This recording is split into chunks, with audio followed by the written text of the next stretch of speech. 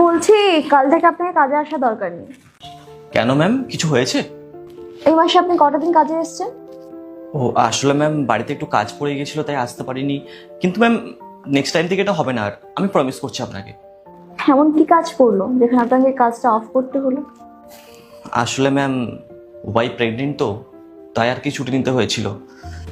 তাহলে তো ভালোই, এবার থেকে পুরো টাইমটা আপনি আপনার ওয়াইফের সাথে কাটান।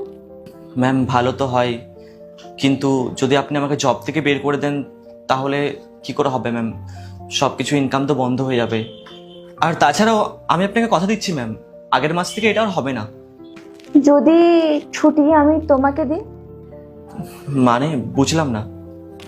মানে এবার থেকে ছুটি আমি তোমাকে দেব তোমার ওয়াইফের সাথে থাকার জন্য।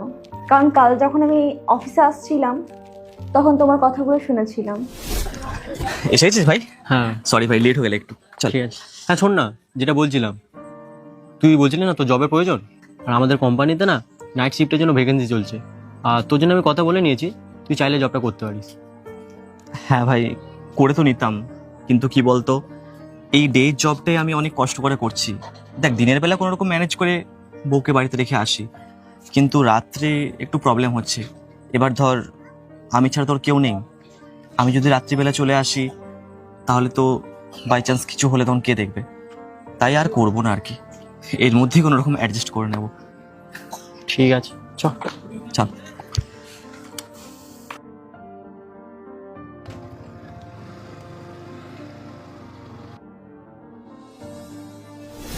দাদা, এই কথাটা তো আপনাকে আগে বলা উচিত ছিল যে আপনার ওয়াইফ প্রেগনেন্ট।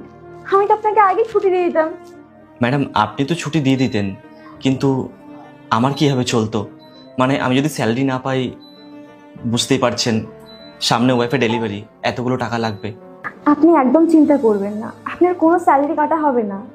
এখন এই সময় আপনার ওয়াইফের পাশে থাকাটা আপনার অত্যন্ত প্রয়োজন, তাই আপনি যান। কিন্তু ম্যাম আমি যদি চলে যাই তাহলে এই কাজগুলো কে করবে? যতদিন না আপনি ফিরে আসছেন ততদিন না কাজগুলো আমি করে দেবো। আরে ম্যাম না না, তার কোনো দরকার নেই, আমি ম্যানেজ করে নেব। আপনি হয়তো ম্যানেজ করে নেবেন, বাট আপনার ওয়াইফ ম্যানেজ করতে পারবে না। দাদা, আপনার ওয়াইফ প্রেগনেন্ট, আর এই প্রেগনেন্সির সময় তার সব থেকে কাছের মানুষকে তার খুব প্রয়োজন। আমি একজন মা, আমি যখন প্রেগনেন্ট ছিলাম আমার হাজব্যান্ড সব সময় আমার পাশে ছিল। তাই আপনার ওয়াইফেরও আপনার খুবই প্রয়োজন, আপনি যান। আর কোনো কিছু প্রয়োজন বা কোনো কিছু অসুবিধা হলে